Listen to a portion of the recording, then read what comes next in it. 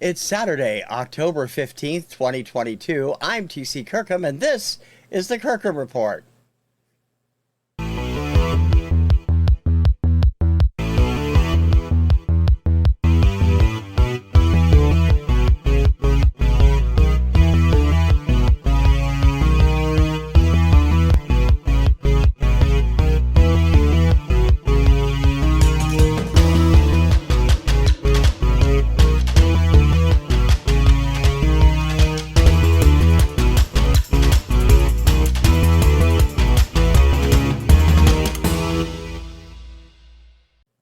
Good day, guys and gals in the VC and everyone else who might be watching. I'm TC Kirkham, and this is the Kirkham Report. I have quite a few little odds and ends this week. Not a lot, because I didn't have anything new come in, so out of the box is out of the way. But I do have a few things I want to get off my chest, and we're going to start it with this week's cover story.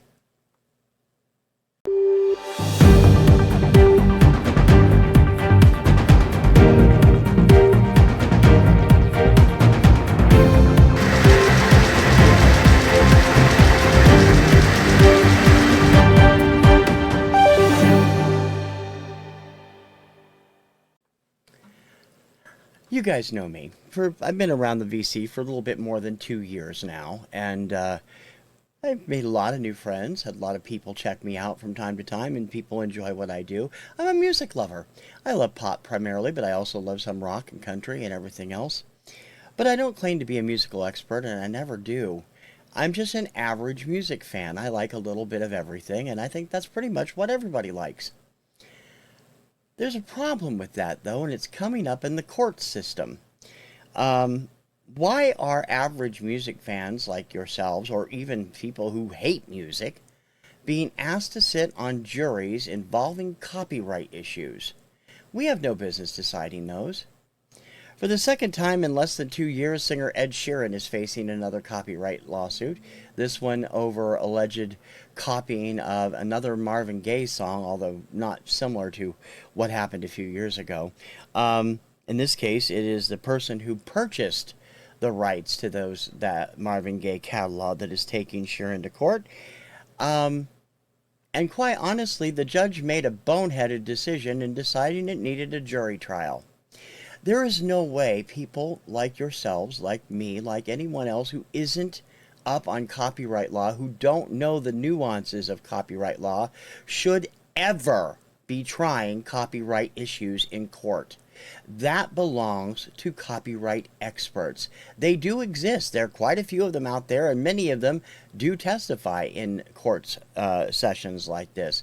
But over the last few years, ever since the absolutely upside-down ruling in the Blurred Lines case, which ruled inexplicably that you can copyright an idea, a feel of a song, which is completely against what I understand about copyright law, there have been a plethora of lawsuits aimed at various musicians for ridiculous reasons, like using the same two-note progression. This is not what copyright law is supposed to be about. Copyright law, when it pertains to music, is supposed to be about making sure the songs aren't plagiarized, making sure that they're not identical copies, and making sure that, the lyrics and everything in the actual production of the song, the construction of the song, don't match other ones. The ruling by a jury of people who knew nothing about copyright in the Blurred Lines case, they ruled that, oh yeah, Blurred Lines has a similar party vibe to Got to Give It Up by Marvin Gaye, and awarded obscene amounts of money and a ridiculous, what do they call that? A ridiculous precedent to the estate of Marvin Gaye over that song. And then, in a boneheaded decision that has set me right down the road away from them, the Supreme Court refused to hear the case. That was absolutely the wrong decision. The Blurred Lines case should have been overturned at the Supreme Court, and this kind of crap wouldn't be going on. Now, I don't say that for anybody who does feel wronged, for anybody who actually does feel like their song has been copied, but I'm sorry, there are rules and regulations inside of copyright law, and most of them are designed to make sure frivolous copyright lawsuits are not supposed to happen.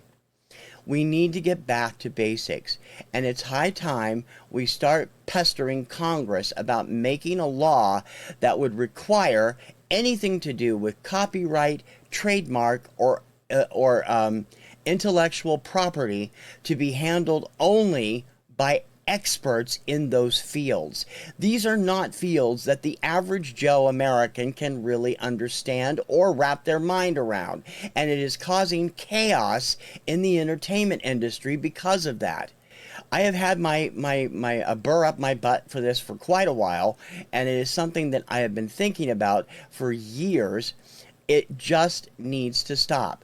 I'm not in favor of destroying artists' integrity.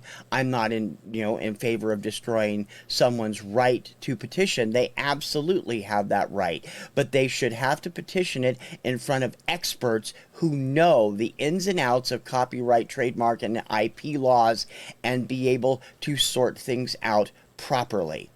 The average American jury can't do that, and it's hurting too many people, and slowly it is destroying the songwriting industry. The time has come to step up and do something about it. Let's get a law made in Congress that will require experts, and only experts, to deal with copyright, trademark, and IP issues. And that's this week's cover story.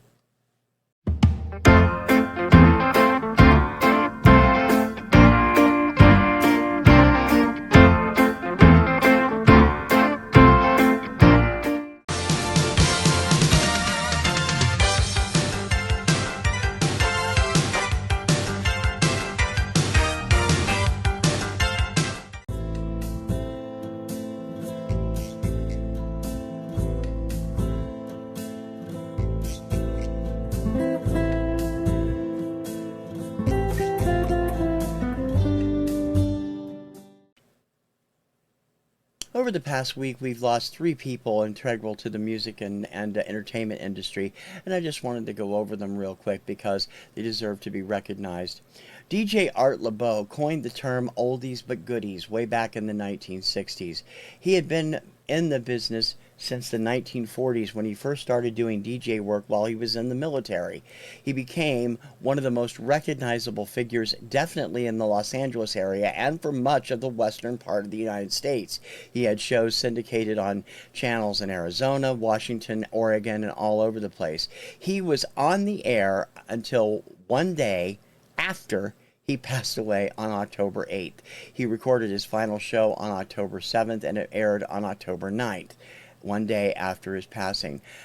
Art LeBeau is remembered for also being a record producer, an executive. He owned a label which released several big hits in the 1950s, and he also was the instigator of the Oldies But Goodies album series in the 1960s and 70s. Art LeBeau was 96 years old. Anita Kerr was a singer who in the 1940s and 50s became quite popular as a young performer, eventually forming a group, a quartet known as the Anita Kerr Singers. They went on to record and produce dozens of records throughout the 60s and 70s, winning a Grammy for vocal performance once, and they were known for their light pop and light country style of music. They performed all over the U.S., and she later performed in Europe. In fact, she actually wrote the Swiss entry to the Eurovision Song Contest in the 1980s, and she also became one of only 3 females to ever conduct a Eurovision orchestra. Anita Kerr is synonymous with the light vocal sound, and along with the Johnny Mann singers and other choruses similar to it, she gained quite a reputation as a conductor, arranger, performer, producer, and writer, and deserves every bit of that reputation. Anita Kerr was 94. And a woman who became the scourge of Hollywood in the 1990s and 2000s, passed away this week. Nikki Finck was one of the most feared women in Los Angeles over the last 20 years, thanks to her columns in several magazines and later her own website, which is known as Deadline Hollywood at the time. Now it's simply Deadline. She would go after executives, trying to pit them one against another with her constant told ya scoops on her website. The website is now one of the top sites to get Hollywood information on and covers the industry far more in depth since she sold it to the Penske Group in the late 2000s. She was originally going to launch her own site, but then tried to do some fiction based on Hollywood, and then actually got out of the business, came back to Penske as a consultant for a while. But for the most part, over the last 10 years, she was retired and living in Florida. Nikki Finck passed away after a long illness this past week. She was 68.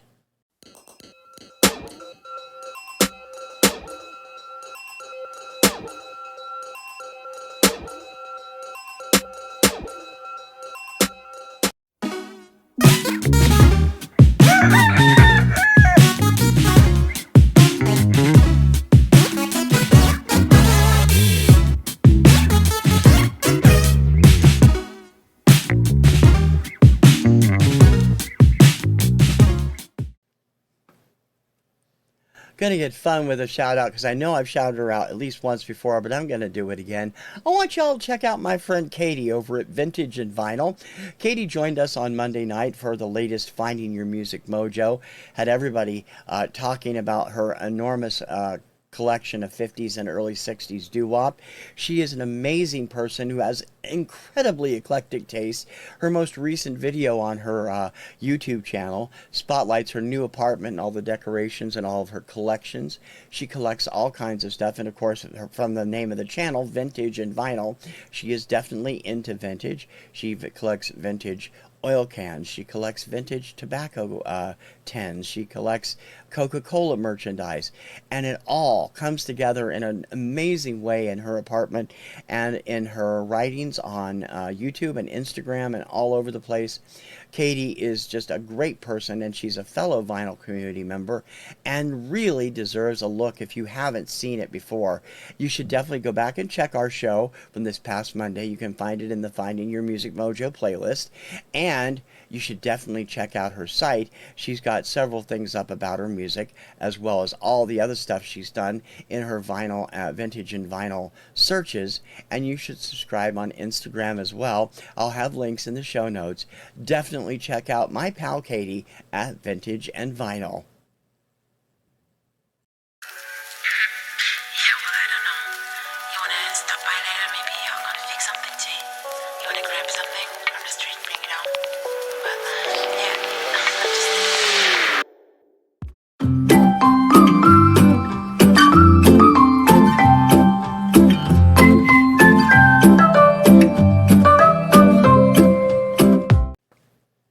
I think this is the shortest show I've done in weeks. Like I said, I haven't had a lot going on this week with music, and I have a lot more to do. So that's going to do it for this week.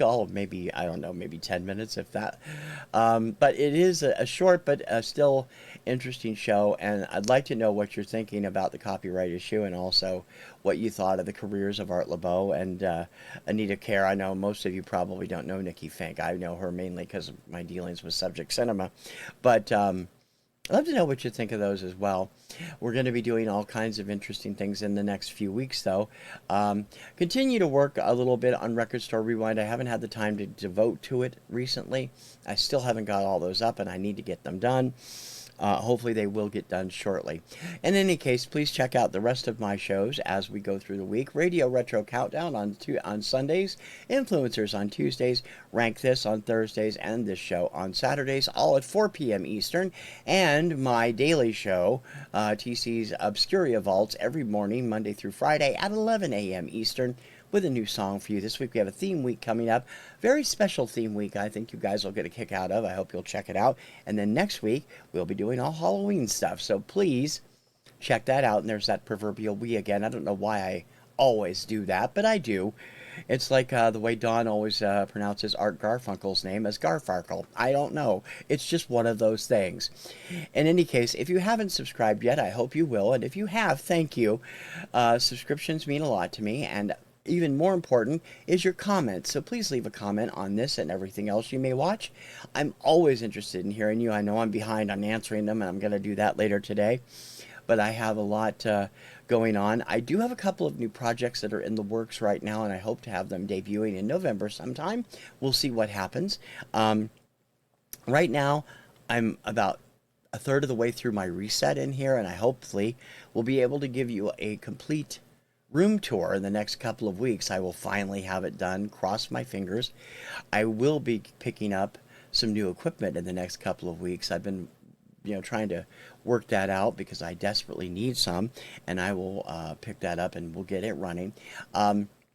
I definitely think it's going to be a big benefit to what I do, and it should help a big way with what I do for you guys too. So I really hope that you will check it out. Thank you for watching. I much appreciate it, and don't forget to spread the word. And I hope you'll join me again next week. I promise it shouldn't be that short next week. I think I have some stuff coming. I'm not sure. I don't know. I have some pre-orders in, but I don't know when they're going to show up. In any case, thank you for watching. Until next time, I'm T.C. Kirkham for the Kirkham Report. Ciao, baby.